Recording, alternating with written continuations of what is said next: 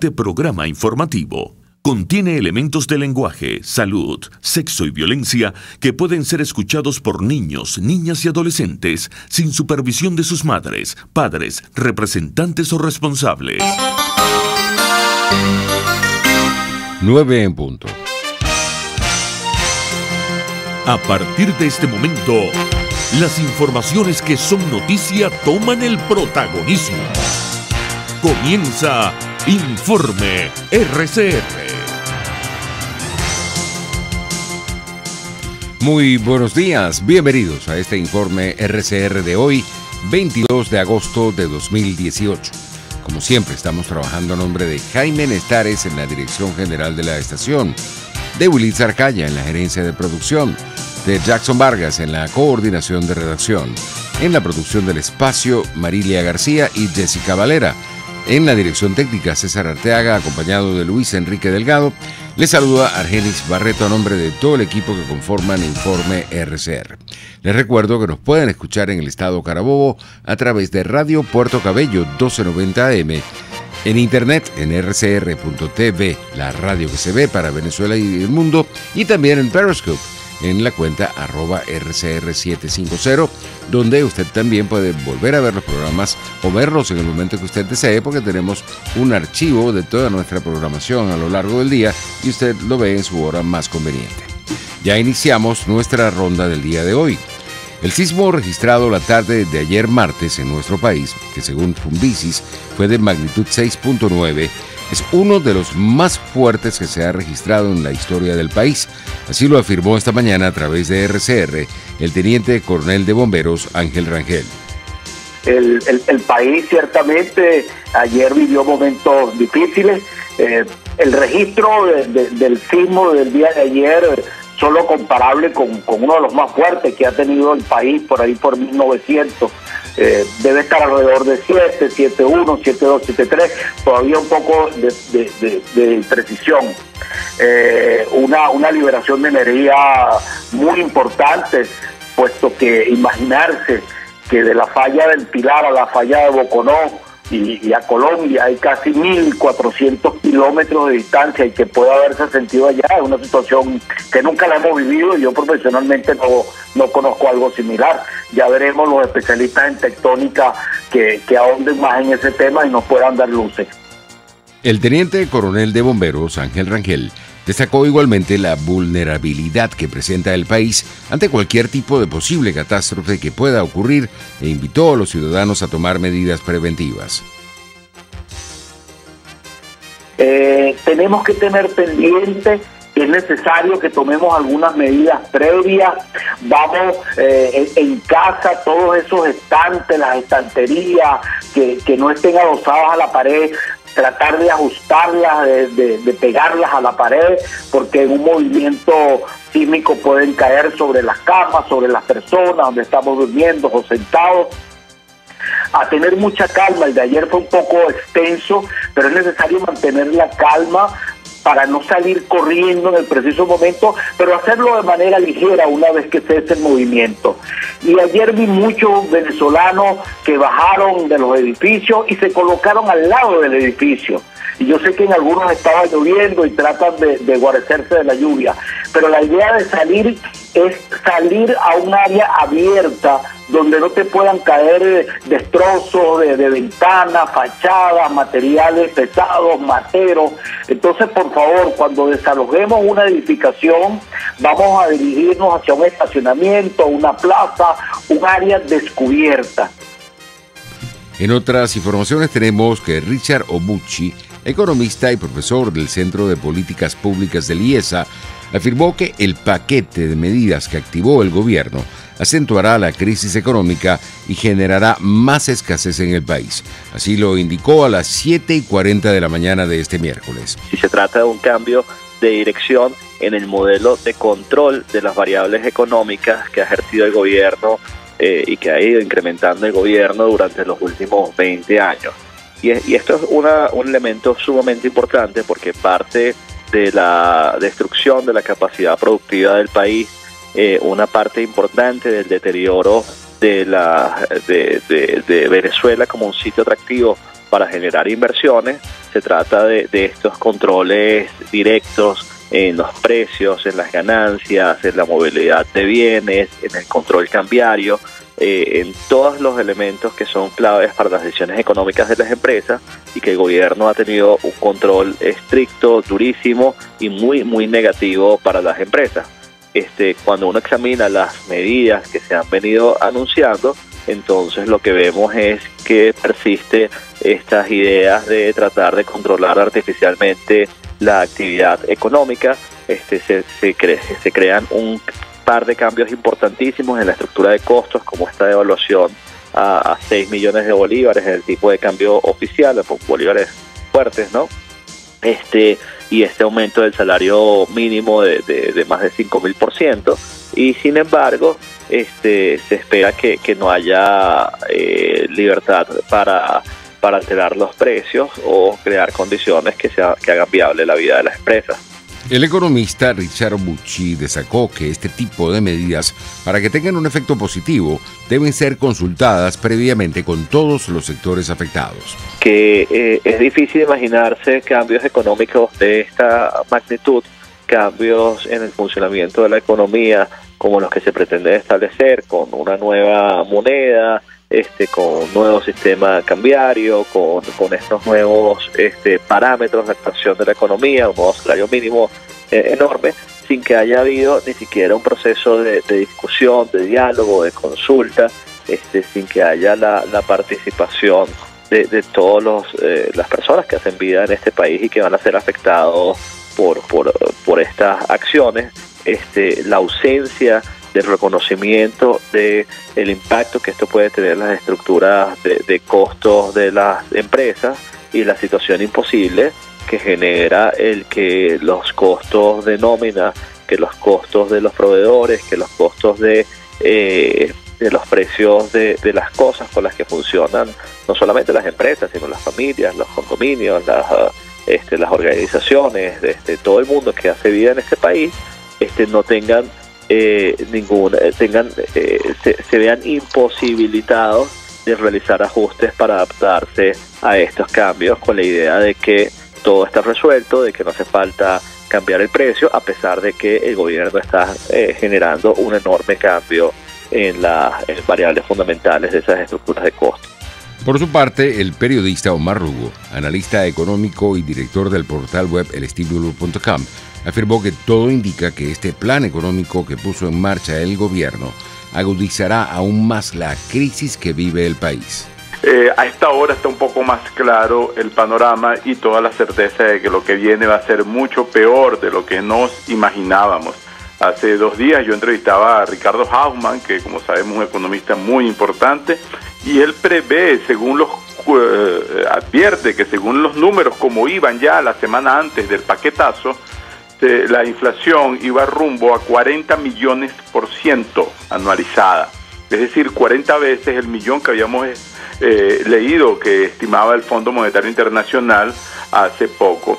Que el gobierno de Nicolás Maduro se permite aplicar este paquetazo de shock, está electrocutando a la sociedad venezolana porque ya tiene pleno dominio político del país y ha sofocado a la oposición con la represión a sangre y fuego el año pasado, y también al desarticular todos los partidos políticos opositores y toda la organización que había estado haciéndole frente. Es decir, después de haber pasado esta aplanadora, ahora se atreve a aplicar un programa de ajustes que en cualquier país hubiera causado olas masivas de protestas, salidas a la calle masivas de sindicatos, y hubiera causado fuerte presión sobre el gobierno. A las 7:20 de la mañana de este miércoles, el periodista Omar Lugo, analista económico y director del portal web elestibulo.com, enfatizó que este programa económico es el más destructivo que se ha aplicado en cualquier país de América Latina. En muchos casos, porque es una mezcla, un mezclote, mejor dicho, un pollo con chicle, un arroz con mango. Además, parte de una mentira esencial. El presidente Maduro dijo que iba a aplicar una disciplina fiscal prusiana y lo ofreció ese día en su programa, cuando lanzó su programa, pero justamente va a pagar todos esos aumentos de salarios imprimiendo más dinero sin respaldo, lo cual contribuirá a afianzar la hiperinflación, a acelerarla en un escenario donde la economía está postrada y, como tú misma lo mencionas, cobrando más impuestos, sacándole del bolsillo a gente que ya no tiene nada que dar, porque ni los salarios ni los ingresos de las empresas alcanzan. Entre tanto, Luis Vicente León, presidente de Data Analysis, destacó que algunas de las medidas que tomó el gobierno en materia económica son acertadas. Así lo explicó esta mañana a través de RCR. Algunas de las medidas que el gobierno anunció, en efecto, son medidas clásicas que uno puede considerar necesarias en un plan de ajuste. Algunas de las medidas me refiero al discurso sobre la necesidad de disciplina fiscal. Cuando el gobierno dice que va a déficit cero, que va a portarse bien, que va a cerrar la brecha entre ingresos y gastos. Cuando dice que va a tratar de anclar su economía al precio internacional del petróleo, independientemente de la farsa del petro, la real estrategia de anclaje es fundamentalmente con una variable internacional que para un país petrolero se puede considerar positiva. Cuando el gobierno dice que va a buscar una sinceración de las tasas y precios internacionales, también dice que va en la dirección correcta de un modelo de ajuste. Sin embargo, que tú vayas en algunos aspectos en la dirección correcta no significa que el modelo completo que tú has planteado sea un modelo positivo. Sin embargo, Luis Vicente León, presidente de Data Analysis, enfatizó que lamentablemente estas medidas se acompañaron con otras que echan por tierra cualquier avance en materia económica. Si tú tienes un bistec y la carne está perfecta, tú puedes decir, oye, mira, finalmente están usando la carne correcta, pero cuando le pones una salsa podrida, no te lo puedes comer. Y el gobierno le puso salsa podrida a ese modelo. ¿Cuándo? Bueno, cuando comenzó a tratar, número uno, de cerrar el déficit fiscal con un sacrificio único del sector privado productivo. Cuando se tiró un incremento absolutamente absurdo de precios, que además hace, absurdo de salarios, que hace absolutamente inviable su propia oferta de disciplina fiscal. Cuando en realidad muestra una forma de cierre fiscal que no alcanza ni para la mitad del monto que el gobierno hoy financia con dinero inorgánico, lo que hace absolutamente increíble su estrategia anunciada, cuando además mantiene unas subastas que no garantizan para nada que ese tipo de cambio se ubique en un tipo de cambio real, en un tipo de cambio de mercado, con lo cual en el plano cambiario lo que realmente está haciendo es regresar a un intento de manipulación del tipo de cambio como lo hizo con el DICOM, lo cual es el mismo lado que ya conocemos. 9:13. Andrés Velázquez, exgobernador del estado Bolívar y dirigente de la Causa R, calificó de auspicioso y positivo el paro que fue convocado ayer martes en todo el país en rechazo a las medidas económicas tomadas por el gobierno del presidente Maduro. Jornada. Primero por la respuesta que tuvimos de la gente, que en horas de la mañana, a golpe de 10 de la mañana, evaluábamos en una participación de 10%, pero que en horas de la tarde se incrementó después del mediodía, quiero decir, yo diría que mucho más allá, un 65, cercano a un 70%, porque hubo negocios que después de mediodía, incluso por la razón que haya sido, se cerraron sus puertas. Lo cierto es que hubo una respuesta de todo el país prácticamente, en estados como Carabobo, Táchira, Mérida, Aragua, Anzoátegui, Sucre, Bolívar, Vargas, bueno, la ciudad capital, en unos sectores con más intensidad que otros, Guárico, varios estados, Nueva Esparta, el Zulia, y en el Zulia además con las amenazas y en otras partes del país con las amenazas que tuvieron de manera directa con piquetes del PSUV ordenadas por gobiernos regionales amenazantes para que la gente no respondiera. Sin embargo, bueno, hubo una respuesta positiva, interesante. A las 7:10 de la mañana de este miércoles, Andrés Velázquez afirmó que esta protesta permite retomar una nueva etapa de lucha.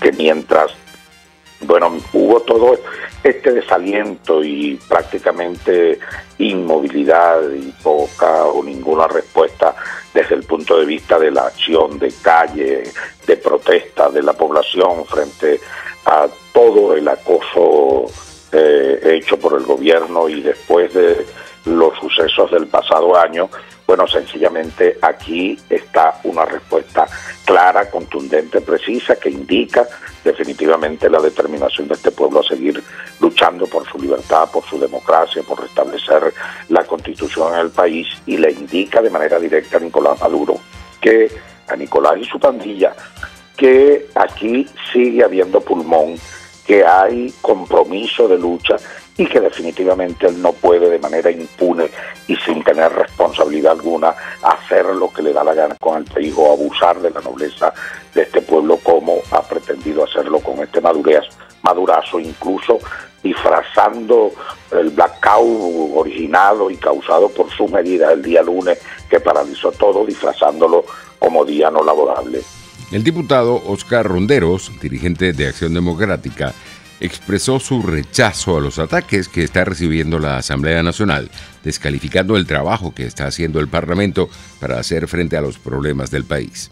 En la Asamblea Nacional hemos hecho todo lo que ha estado a nuestro alcance, lo habido y por haber en contra de este gobierno para salir de esta crisis, para salir de este gobierno nefasto que hoy oprime a Venezuela. Nosotros desde la Asamblea Nacional hemos decretado el vacío del poder del presidente de la República, hemos decretado la responsabilidad política del presidente de la República, del presidente de PDVSA, del ministro de Energía Eléctrica, del ministro de Salud.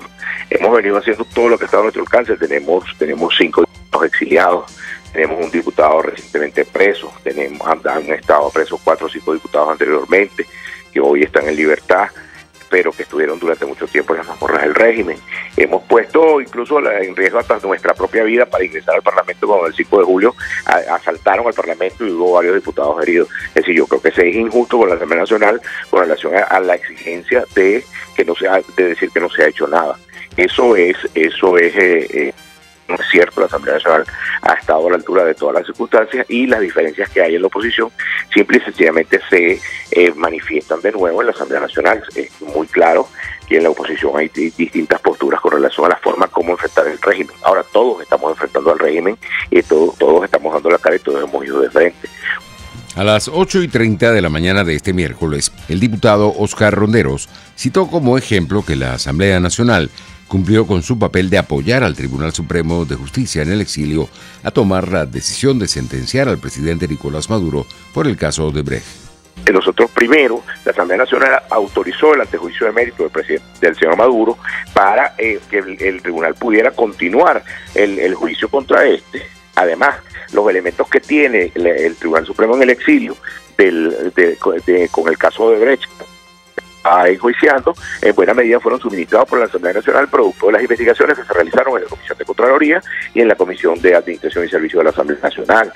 Es decir, eso no salió de la nada. No es que estos señores de la noche a la mañana aparecieron siendo unos grandes investigadores. La señora Ortega, la fiscal en ejercicio legítima y reconocida por la Asamblea Nacional, contó con toda esa información que la Asamblea Nacional le suministró. Es decir, nosotros hemos hecho todo lo que estaba a nuestro alcance y lo seguimos haciendo todos los días. Incluso las diferencias son normales, los matices son normales. Ahora, ayer cuando el diputado Omar González intervenía, el diputado Paparoni le hizo un reclamo absolutamente justo, decirle a los dirigentes nuestros que estuvimos en la calle durante todo el año pasado, que pusieron 150 muertos en la calle, que aquí no se ha hecho nada, es una inconsecuencia. 9:19. La Defensoría del Pueblo de Ecuador anunció que ha sido adelantada para este miércoles la audiencia judicial que busca analizar unas medidas cautelares solicitadas para frenar una decisión del gobierno que exige la presentación del pasaporte a los venezolanos que quieren ingresar en el país. La Defensoría ya había anunciado que buscaba que se adelantara la audiencia prevista para el próximo viernes debido a la gravedad del caso, según expresó su titular, Gina Benavides. En Estados Unidos, el senador republicano de Florida, Marco Rubio, presentó un proyecto para evaluar en esa nación la situación en nuestro país y Nicaragua. La Voz de América nos tiene el reporte. El senador republicano Marco Rubio presentó este martes una propuesta legal que obligaría al gobierno de Estados Unidos a informar de las consecuencias que tienen para la seguridad nacional las crisis de Venezuela y Nicaragua. Como miembro del Comité de Asignaciones en el Senado, Rubio presentó una enmienda a un proyecto de ley de presupuesto de defensa para el año fiscal 2019 que comienza en octubre y que exige al gobierno presentar dicho informe.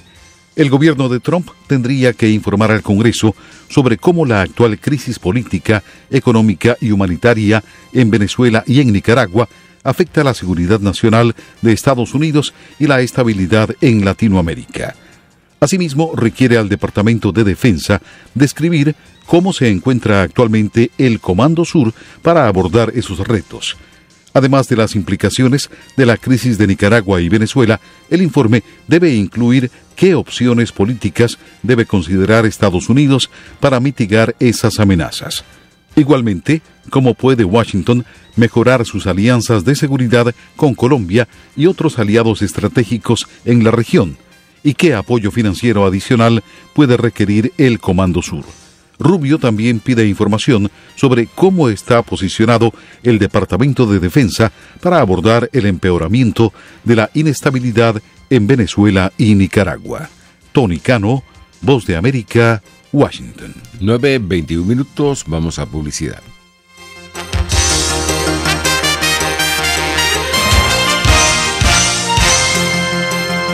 Usted escucha Informe RCR por su 750 AM.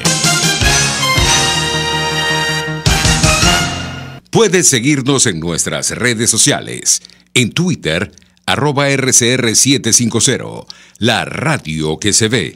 Las lesiones ocurren todos los días y en GlobalTherap te garantizamos tu pronta recuperación con tratamientos de rehabilitación personalizados de electroterapia, ultrasonido, láser, tracción lumbar y cervical, drenaje linfático y rehabilitación cardíaca. No te confundas, estamos en el Centro Comercial Multiplaza Paraíso, nivel empresarial 2, teléfono 0212-461-9087, GlobalTherap y despídete del dolor. Ahora Coco Factory abrió su nuevo local en Colinas de Bellomonte, en la calle Garcilaso, para que disfrute de sus ricas cocadas en todas sus versiones, además del agua de coco, helados de coco y más.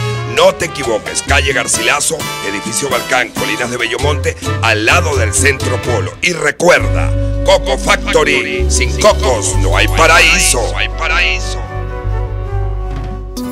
Dosis Alternativa es una ventana abierta donde usted hallará respuestas a diversos temas de salud que nos preocupan. El cáncer de cuello uterino es evidentemente una patología maligna que se desarrolla a nivel del cuello del útero. Dosis Alternativa les hace llegar de una manera sencilla y amena la orientación de profesionales que necesita para comprender y manejar correctamente situaciones de nuestro día a día. La hiperactividad se traduce en excesiva actividad motora, que son estos niños que están en continuo movimiento, corren, saltan, muchas veces cuesta que puedan respetar los límites. Dosis Alternativa con Marilia García y Jackson Vargas, de lunes a viernes a las 9:30 de la mañana, solo por RCR y RCR.tv, la radio que se ve.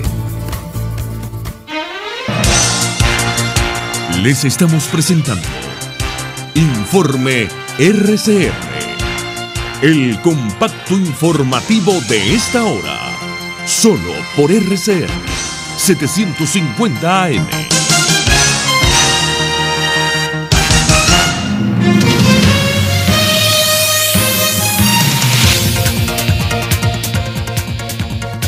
Nueve con 24 minutos. En materia internacional tenemos que el ex jefe de campaña del presidente Donald Trump fue declarado culpable de 8 delitos. Más detalles con nuestros colegas de La Voz de América. You may have heard that the jury reached a verdict on only 8 of the 18. Paul Manafort, el operador político que dirigió durante meses la campaña electoral del presidente Donald Trump, fue declarado culpable este martes de 8 delitos financieros. El juez declaró juicio nulo en otros 10 cargos en los que no hubo acuerdo del jurado. El presidente Donald Trump expresó pesar después de que el jurado encontró culpable a su ex jefe de campaña, Paul Manafort. Es un buen hombre, me siento muy triste por eso. La condena es parte de una cacería de brujas después de las elecciones de 2016. No es algo que me implique a mí, pero es algo muy triste que no tiene nada que ver con la conspiración con Rusia y no tiene nada que ver con la interferencia rusa en los comicios. El jurado anunció su decisión después de deliberar durante 4 días sobre los cargos de evasión fiscal y fraude bancario contra Manafort. El resultado prácticamente garantiza que Manafort pasará algunos años en la cárcel y puso de relieve la capacidad del equipo del fiscal especial Robert Mueller para convencer al jurado, no obstante las críticas partidistas, incluidas las de Trump, a la integridad de las investigaciones. Tony Cano, Voz de América, Washington. En Ecuador, el presidente Lenín Moreno anunció una serie de recortes en el gasto público que busca reducir el déficit fiscal en esa nación. Radio Francia Internacional nos tiene el reporte. El precio del combustible y algunos órganos públicos son los principales afectados por las medidas anunciadas por Lenín Moreno. El costo de la gasolina super, la más cara del mercado, pasará de 2,48 a 2,98 dólares. El gobierno ecuatoriano también modificará el subsidio al diésel para el sector empresarial, aunque el ajuste no afectaría a los transportistas. Con este nuevo plan, Moreno busca reducir las necesidades de financiamiento del país al 3,5% y reducir el déficit público al 1% para el 2021, cuando terminará su mandato. En un mensaje a la nación, el presidente ecuatoriano justificó los recortes para obtener liquidez y sostener la economía del país, demasiado dependiente de los mercados globales. Una situación que Moreno atribuyó a una mala gestión de las finanzas y a un excesivo endeudamiento por parte de su antecesor, Rafael Correa.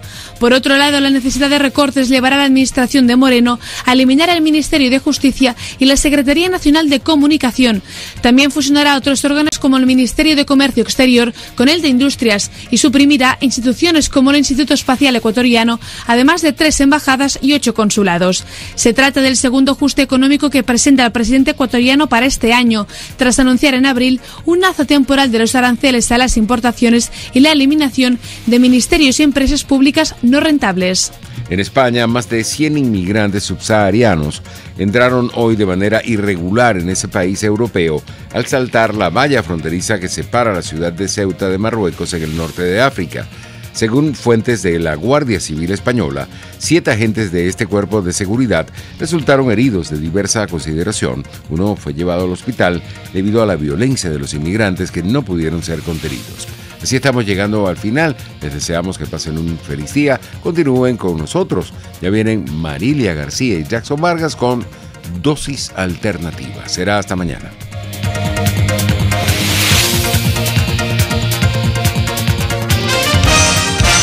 Hasta aquí este compacto noticioso.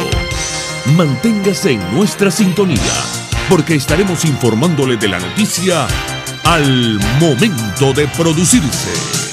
RCR 750 AM.